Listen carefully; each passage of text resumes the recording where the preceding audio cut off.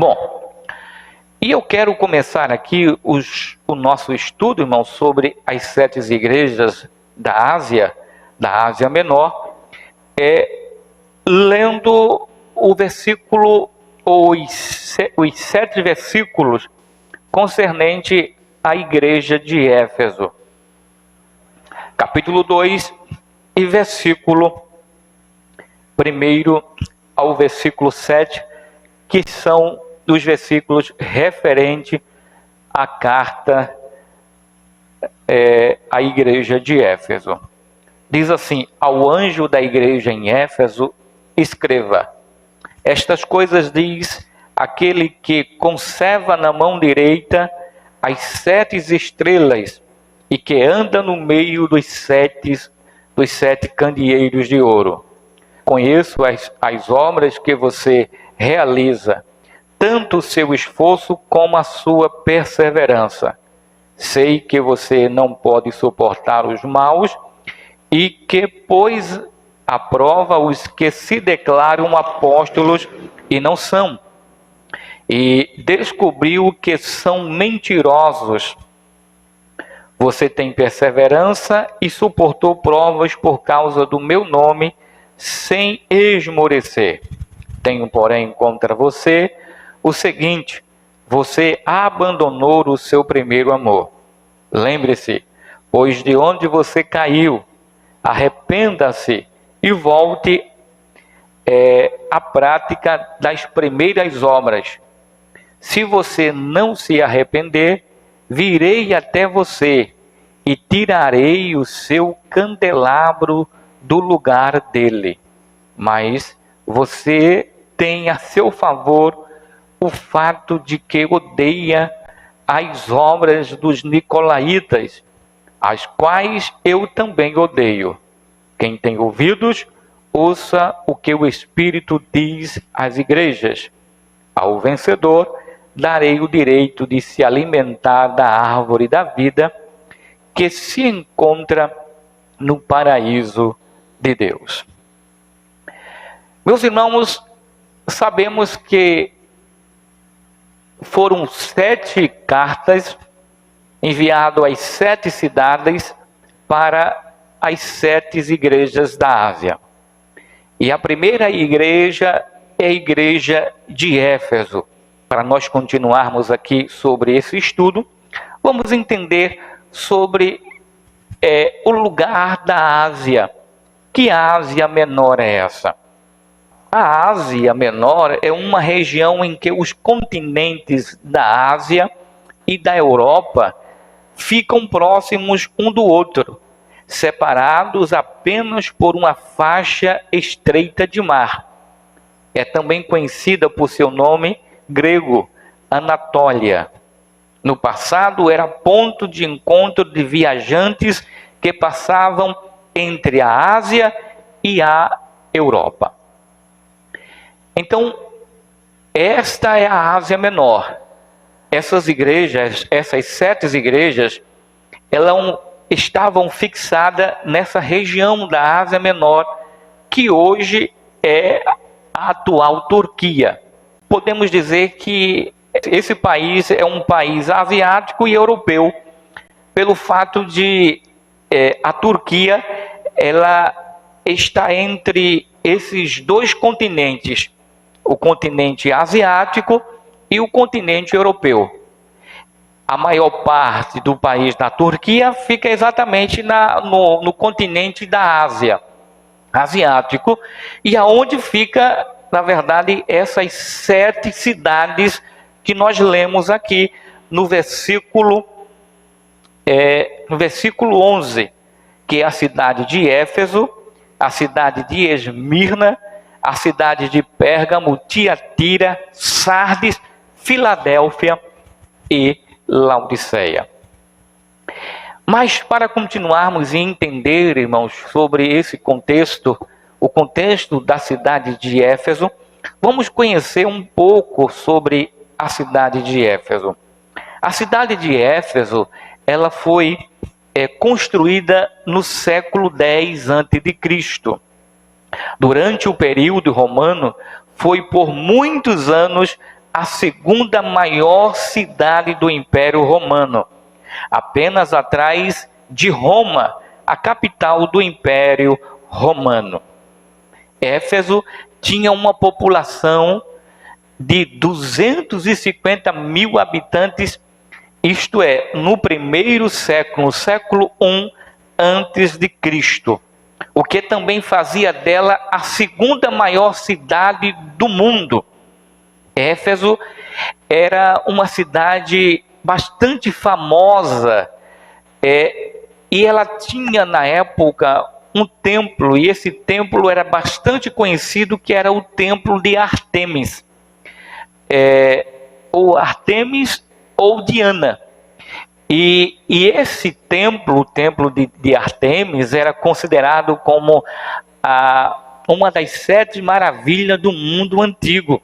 Veja, ela foi fundada ou terminado exatamente ao redor do ano mais ou menos 550 a.C.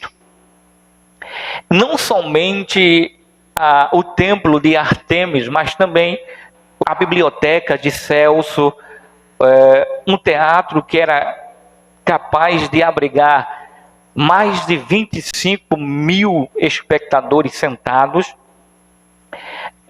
A cidade de Éfeso era uma cidade bastante populosa, era uma cidade portuária e obrigava os maiores navios da época, tornando-se o maior centro de exportação do mundo antigo.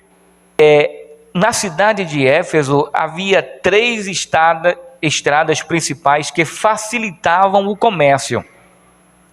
Lá se comercializavam ouro, prata, bronze, pedras preciosas, púrpura, linho, tecido vermelhos, escravos e por aí vai. Era uma cidade bastante movimentada e o comércio fluía. A cidade de Éfeso também era a cidade mais importante politicamente falando. Era uma cidade que era independente politicamente. Ela tinha um livre acesso em relação ao comércio. A cidade de Éfeso era uma cidade onde a idolatria permeava, onde eles tinham como Deus o seu imperador, ele olhava para o imperador como uma divindade.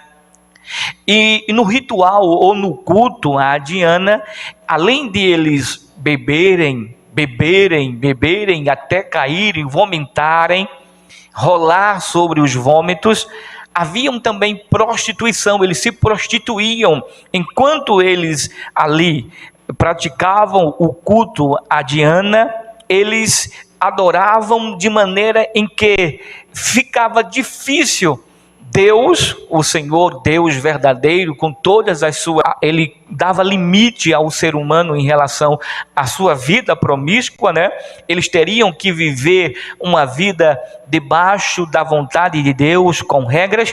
Para eles, ficava difícil as regras, porque era uma cidade que você poderia fazer o que você quisesse. Uma cidade livre, A prostituição, o comércio, era uma cidade próspera. Então, para que um Deus com regras, se a cidade era uma cidade próspera? O povo da cidade de Éfeso era um povo próspero, era um povo que não precisavam dessas regras para prosperar. Pelo contrário, eles na sua cidade viviam do jeito que queriam e eram prósperos. Quem fundou a igreja de Éfeso foi o apóstolo Paulo. Veja que o apóstolo Paulo, ele passou aproximadamente ou mais ou menos 3 anos na cidade de Éfeso, pregando a palavra, evangelizando, abriu a igreja lá, fundou a igreja, ganhou almas. Quando ele saiu de lá, ele já deixou uma igreja formada. uma igreja estruturada, uma igreja que foi discipulada pelo próprio apóstolo Paulo. Quando ele saiu, ele preparou Timóteo, o seu discípulo amado, e que veio a substituir o apóstolo Paulo. Depois de Timóteo, veio o apóstolo João. João foi pastor da igreja de Éfeso. A prova, nós vimos que ele foi levado para a ilha de Pátimo, né, ali no mar Egeu, aonde ele foi preso por amor ao evangelho. Veja que a igreja de Éfeso era uma cidade próspera e uma igreja próspera, uma igreja bastante estruturada. Olha, porque quando você vê pela ordem de quem foi o pastor da igreja, aí vem o apóstolo Paulo, o discípulo de Paulo, Timóteo, e depois veio o apóstolo João, o apóstolo amado de Jesus, que pregou, ensinou nessa igreja, que tomou conta dessa igreja. Agora veja que no versículo 1, irmãos, do capítulo 2, diz assim: ao anjo da igreja em Éfeso escreva: estas coisas diz aquele que conserva na mão direita as 7 estrelas e que andam no meio dos 7 candeeiros ou candelabros de ouro. Quando fala de ouro, fala da deidade de Cristo, fala da glória de Cristo, da natureza divina de Cristo. Mas essa carta seria endereçada a quem? Ao anjo da igreja. Quem é este anjo? O pastor da igreja. O apóstolo João deveria escrever e enviar ao pastor. Não é o anjo, o ser angelical, mas aqui anjo, aqui se refere ao pastor da igreja. A carta deveria ser enviada para ele. Aquele que conserva na mão direita as 7 estrelas e que anda no meio dos 7 candelabros. Ele anda no meio da igreja. A gente observa aqui que o cuidado de Deus pela igreja é tão grande que ele anda. Não sei se os irmãos já ouviram a expressão de muitos irmãos da igreja que dizia assim: irmãos, antes de nós chegarmos aqui, Jesus já estava nos esperando. Tem irmãos que diziam isso. Eles diziam isso, na verdade, porque acreditava que Jesus, ele estava dentro na igreja, no templo, esperando o seu povo chegar. Mas aqui diz que Jesus anda no meio da igreja, né? E esse sentido de andar pelo meio da igreja é observando cada um de nós. É como se fosse um supervisor, é um fiscal, que olha, vai fiscalizando para ver como é que as igrejas estão hoje em dia. Como é que cada um de nós se comporta dentro da igreja. Para ver como anda o culto, para ver como as igrejas, de uma maneira geral, se encontram. Porque quem imagina, irmãos, que Deus está sentado no trono lá, está enganado. Como os reis sentam no trono lá em seu castelo, né? Sentam no trono lá, naquele trono, e ficam lá governando, dando ordem. Não, aqui diz que Jesus conserva em sua mão direita as 7 estrelas, ou seja, o seu povo, e que anda no meio dos 7 candeeiros, ou seja, anda no meio da igreja, né? Ele está andando no meio da igreja, além de conservar na mão cada um de nós, nos guardando, ele anda no meio da igreja. Nos versículo 2, 3 e 6 do livro de Apocalipse, capítulo 2, Éfeso é elogiada. Pode observar, versículo 2 diz assim: conheço as obras que vocês realizam, tanto o seu esforço como a sua perseverança. Sei que você não pode suportar os maus, depois aprova os que se declaram apóstolos e não são, e descobriu que são mentirosos. Versículo 3: você tem perseverança e suportou provas por causa do meu nome sem esmorecer. Aí o versículo 6 diz assim: mas você tem a seu favor o fato de que odeia as obras dos nicolaítas, as quais eu também odeio. Nós vemos aqui, irmão, nessa passagem bíblica, nesses versículos, que a igreja de Éfeso era uma igreja dedicada na obra. Era uma igreja que realizava, era uma igreja esforçada e uma igreja perseverante. Observe que no versículo 2 diz: conheço as suas obras que vocês realizam. Era uma igreja que realizava obras. Era uma igreja esforçada, tanto o seu esforço como a sua perseverança. Era uma igreja que nós ouvimos que ela foi discipulada por quem? Por Paulo. Passou 3 anos lá discipulando, ensinando, evangelizando, e a igreja acompanhava o pastor Paulo. Então era uma igreja que tinha esse costume. Era uma igreja que perseverava, uma igreja que pregava a palavra, uma igreja que evangelizava, uma igreja que batia de frente contra as heresias. Era uma igreja que defendia a sua fé. E ela tinha condições de defender a sua fé, porque ela acreditava nas Sagradas Escrituras e defendia com veemência aquilo que ela acreditava.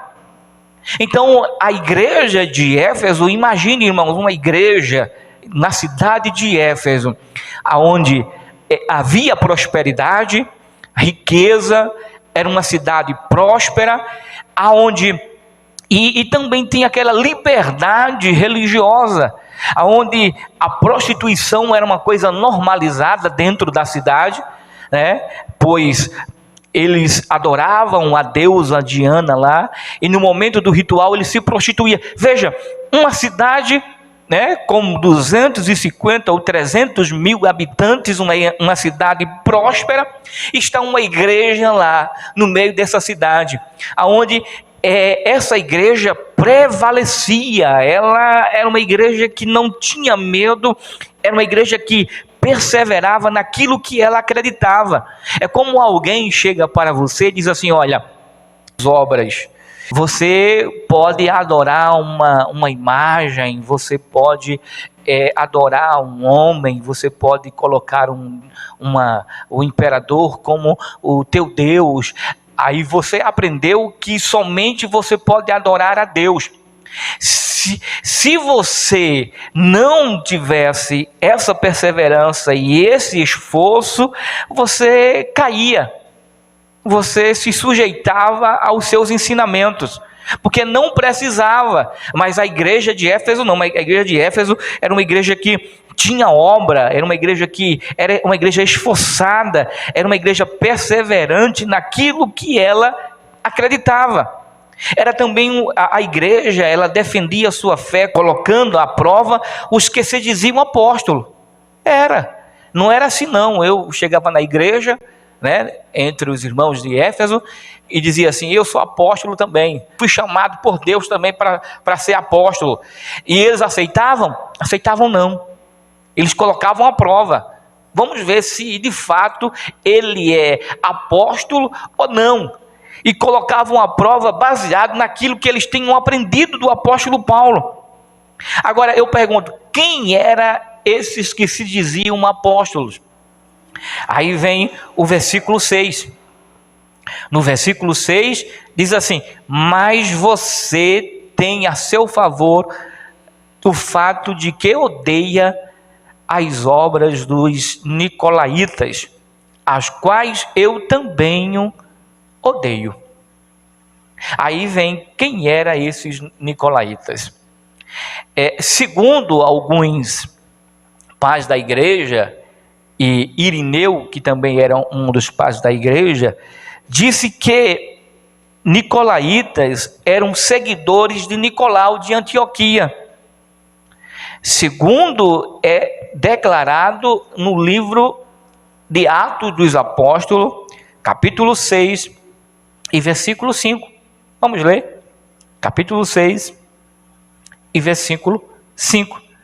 Diz assim: o parecer agradou a todos. Então elegeram Estevão, homem cheio de fé e do Espírito Santo, Filipe, Prócoro, Nicanor, Timão, Pármenas e Nicolau, prosélito de Antioquia. Veja que Nicolau, ele era um diácono da igreja, escolhido. Deus escolheu, naquele momento o Espírito Santo fizeram um voto lá e escolheu ali Nicolau. Nicolau foi escolhido para ser um dos diáconos, junto com Estevão, junto com Filipe, junto com Nicanor, Timão e assim por diante. Veja que esse nicolaíta, os nicolaítas, eles eram discípulos de Nicolau, porque Nicolau, por mais que ele tivesse saído da igreja, mas ele era respeitado pelos outros, ele era conhecido. E por ele ser conhecido, ele tinha muitos seguidores. E os seus seguidores se chamavam nicolaítas. Agora, o interessante é que, segundo a tradição, afirma que, com o tempo, Nicolau, aquele que conquista o povo, que o nome Nicolau quer dizer isso, se apostatou da fé. Contudo, ele continuou exercendo influência por onde passava. É como muitos irmãos hoje em dia, que um dia foram crentes e hoje não são mais. Conhecem a palavra e às vezes defendem, e às vezes até prega. Mas prega de maneira distorcida, de maneira errada. E esse é o maior problema. E às vezes tem gente que o respeita por ter o conhecimento de que esta pessoa um dia foi crente e tem um pouco do conhecimento da palavra de Deus. É como existe hoje pessoas que se intitulam pastor, que não congregam, que não tem uma igreja.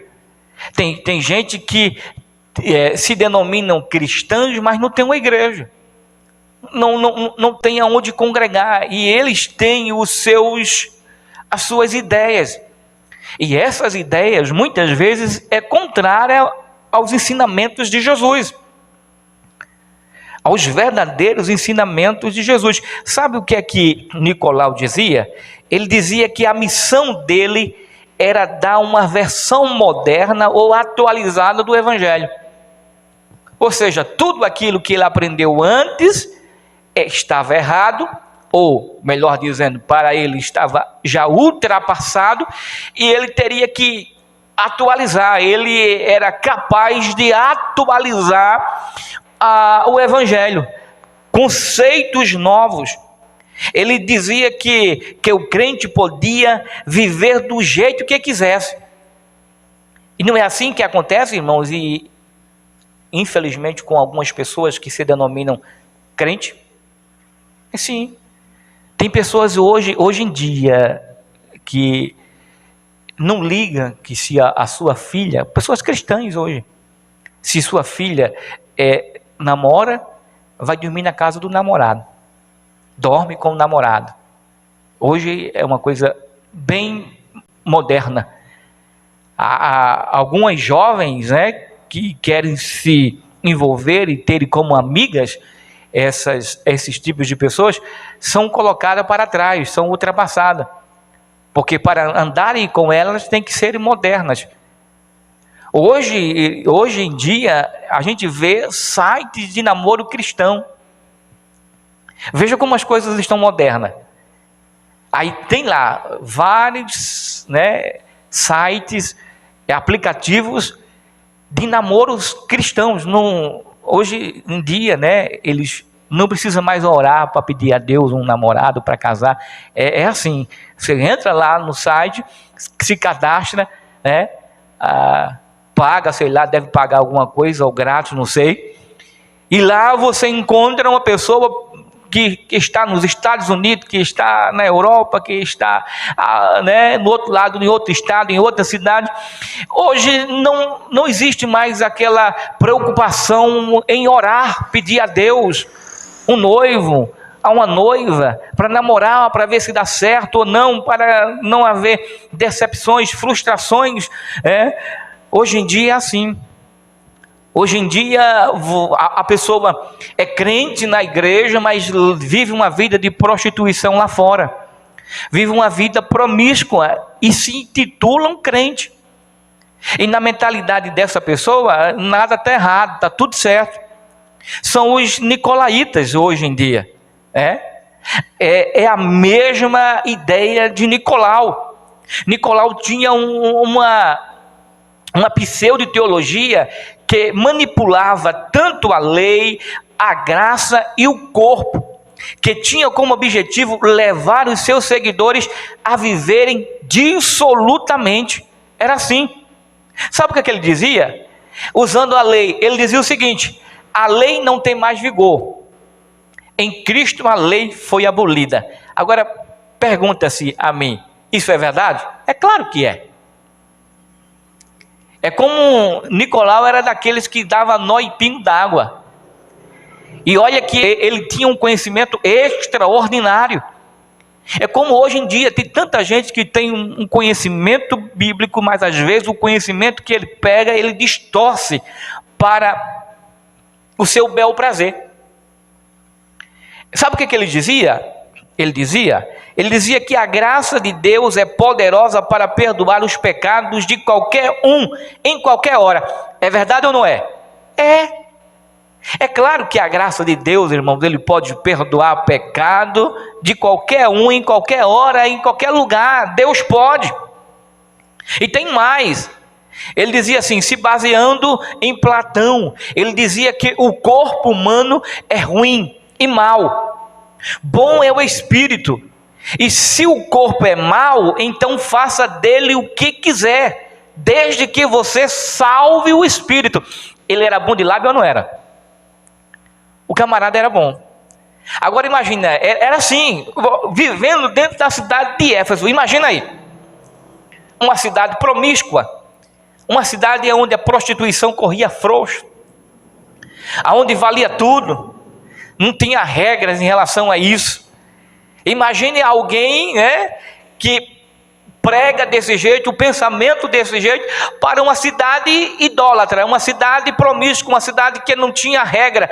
Aí chega alguém que supostamente conhece a Deus, fala a verdade, e ele na verdade manipula a verdade para o seu bel prazer, porque de fato Deus é poderoso, a graça de Deus é poderosa para perdoar os pecados de qualquer um, em qualquer lugar. Só que a graça de Deus não é para ser usada como brincadeira. A graça de Deus é coisa séria.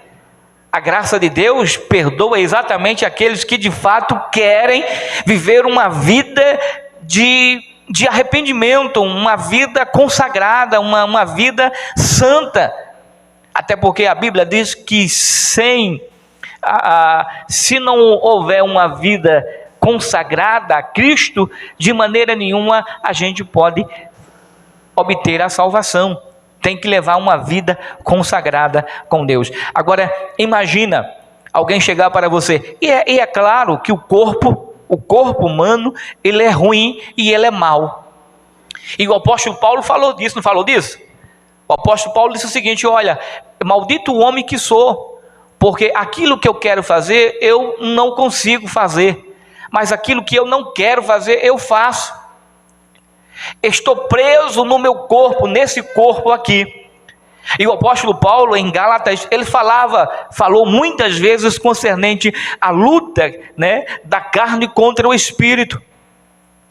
Aqui Nicolau diz assim: o corpo humano é ruim e é mau, bom é o espírito. E ele estava certo, que o espírito quer fazer a vontade de Deus, mas a carne quer fazer a sua própria vontade, a vontade que não é a vontade de Deus. Aí ele diz assim: o corpo é mau, então faça dele o que quiser. Já que o corpo é mau, faça dele o que quiser e salve o seu espírito.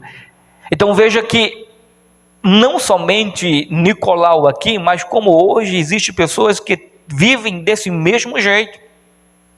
No versículo 3, os crentes de Éfeso eram perseverantes em meio à prova por causa do nome de Jesus. Eles eram perseverantes, eles lutavam, eles defendiam a sua fé. Nos versículos 4 e 5, a gente vê a exortação de Deus para com os irmãos de Éfeso, da igreja de Éfeso. E aqui declara que eles perderam o quê? O primeiro amor. Eles perderam o primeiro amor. Versículo 4 e o versículo 5. Diz assim: tenho, porém, contra você o seguinte: você abandonou o seu primeiro amor. Lembre-se, pois, de onde você caiu. Arrependa-se e volte à prática das primeiras obras. Se você não se arrepender, virei até você e tirarei o seu candelabro do seu lugar, do lugar dele. Irmãos, a primeira parte aqui, nesses versículos aqui, que Deus mostra que a igreja de Éfeso perdeu o seu primeiro amor. Primeira coisa que Deus adverte ele aqui é que eles deveriam lembrar de como eles perderam o seu primeiro amor. Veja que a igreja de Éfeso era uma igreja constante. Os irmãos era em relação ao costume de ir à igreja, o costume de ir à casa de Deus, o costume de defender a sua fé. Eles eram, na verdade, excelentes, mas tinham perdido algo importantíssimo na vida deles. Sabe o que era? O amor a Deus e o amor ao próximo. A igreja de Éfeso perdeu.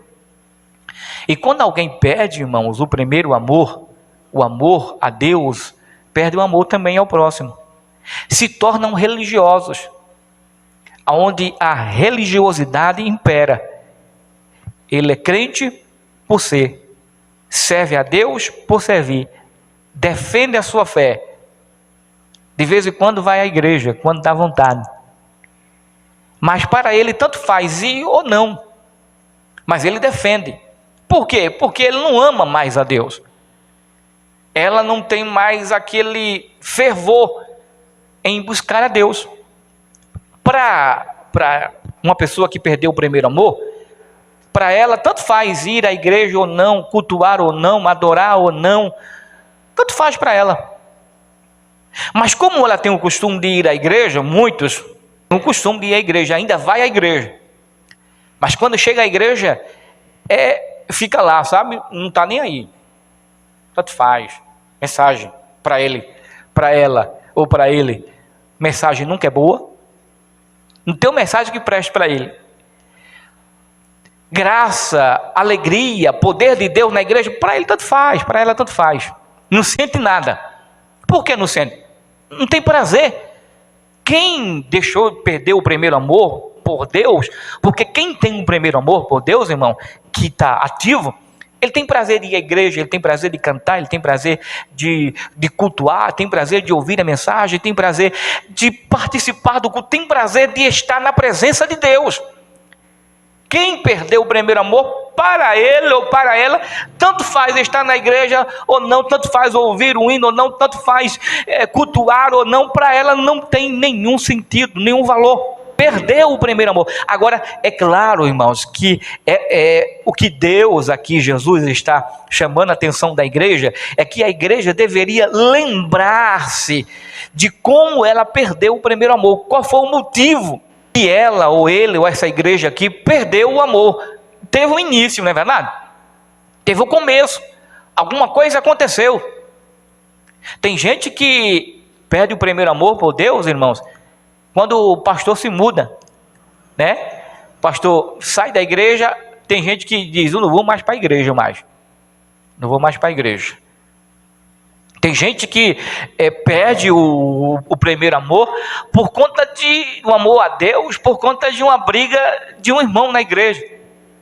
Vou deixar a igreja, eu vou mais para a igreja, não vou mais cultuar, não vou mais buscar a Deus. É assim, não ligo mais, não estou nem aí. Ou seja, a briga, a confusão é mais importante, essa pessoa coloca o problema como mais importante do que o amor dela por Deus.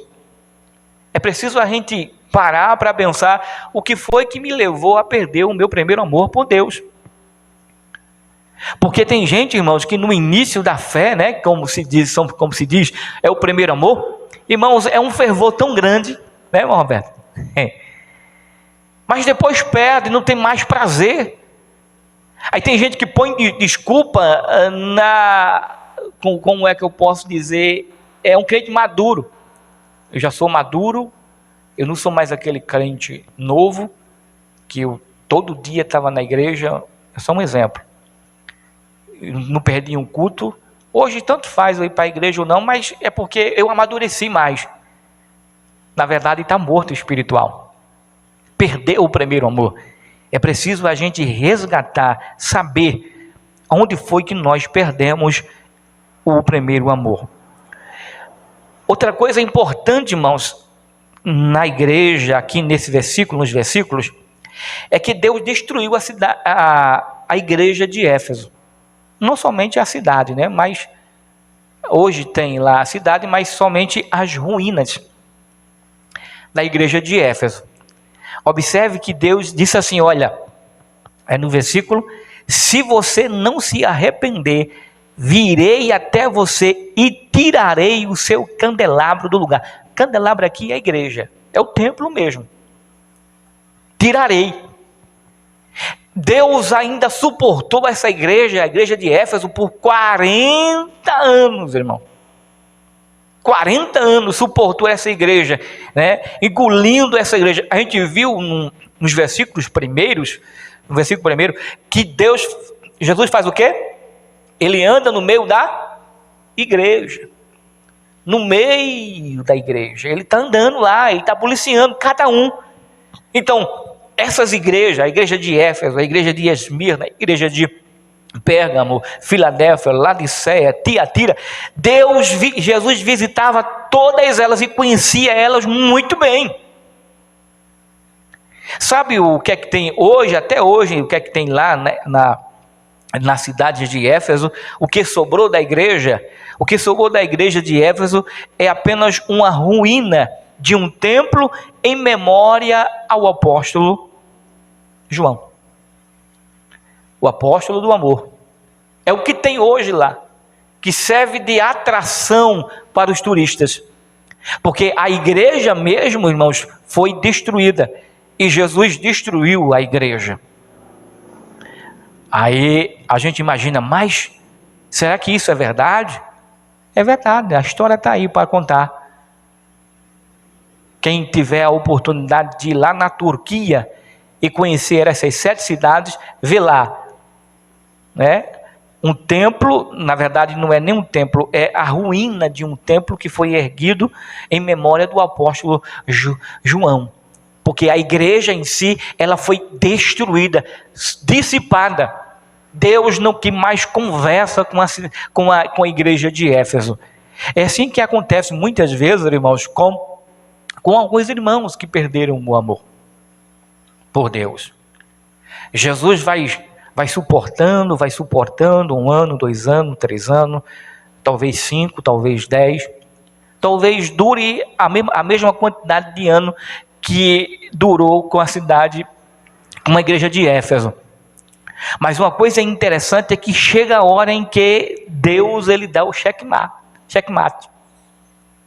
Já que você não me quer, já que você não me aceita, já que você não quer viver uma vida santa, uma vida irrepreensível, uma vida consagrada a mim, já que você desfaz de tudo que eu ensino, que eu ensinei, então eu vou me retirar de você.